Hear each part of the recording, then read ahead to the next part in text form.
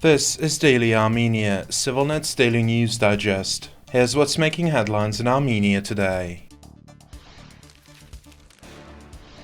Greta Thunberg, a prominent Swedish climate activist, arrived in Armenia on Monday and spoke at a public discussion in Yerevan today, amid her boycott of the COP29 climate conference in Baku. Azerbaijan is an extremely repressive petro-state that is planning to expand fossil fuel production and is responsible for ethnic cleansing. The fact that COP29 is being held there right now is extreme hypocrisy. Armenians are facing continuous hardships due to the ethnic cleansing that Azerbaijan is guilty of due to its military aggression, she said. Thunberg previously visited Georgia's capital Tbilisi, where she attended a demonstration joining the local protesters against the outcome of the recent parliamentary election in the country. The COP29 United Nations Climate Change Conference commenced on Monday in Baku, with thousands of delegates in attendance. It is an annual session bringing together representatives, including world leaders and high-ranking officials of UN member states, and other key stakeholders for climate negotiations. A number of Armenian organizations and groups are urging participants to boycott the conference due to Azerbaijan's domestic human rights violations and ethnic cleansing campaign against Armenians.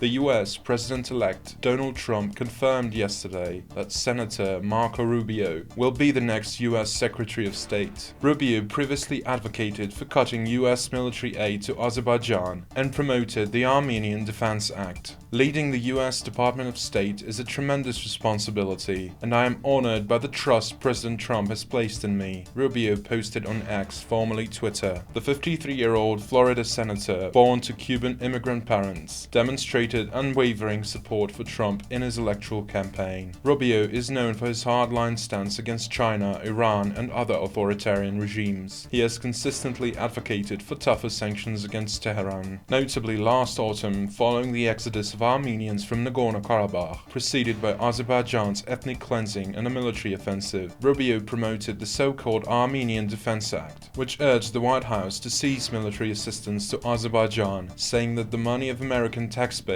should not be directed to Azerbaijan, a country that is destabilizing the region, according to Rubio. The nomination of Rubio comes alongside Trump's other key appointments, including former Democratic Congresswoman Tulsi Gabbard as Director of National Intelligence. Gabbard, who left the Democratic Party in 2022 to support Trump, is particularly well known in Armenia for her 2017 visit to Nagorno-Karabakh as part of a congressional delegation, and she later spoke out against Azerbaijan's actions in the region, including the 2020 war.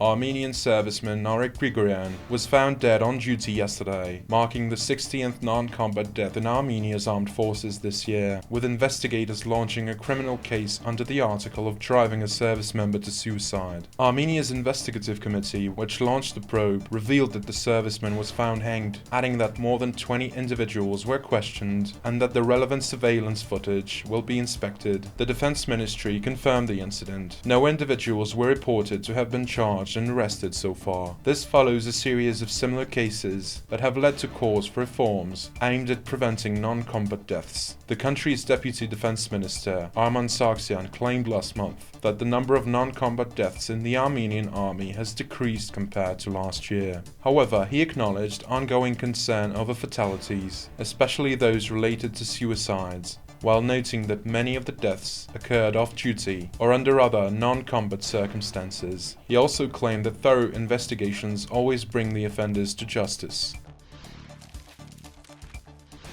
Armenian Prime Minister Nikol Pashinyan announced yesterday that Armenia and Azerbaijan might be close to reaching a mutually acceptable solution on opening regional communications, revealing that Armenia has already submitted a written proposal to Baku.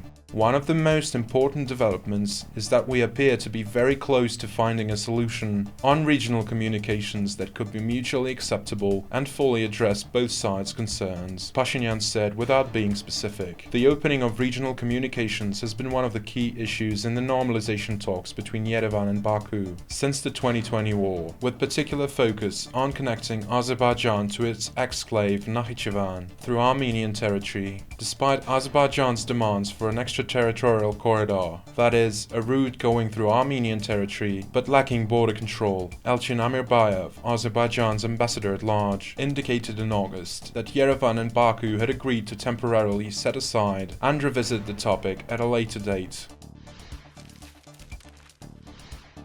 You can also read our exclusive interview with former East German Foreign Minister Marcus Mel on the war in Ukraine, the challenges of Armenia, and German reunification. The veteran German politician shares his insights on parallels between current geopolitical challenges and Germany's own path to reconciliation. You can read the full interview by following the link in this video's description.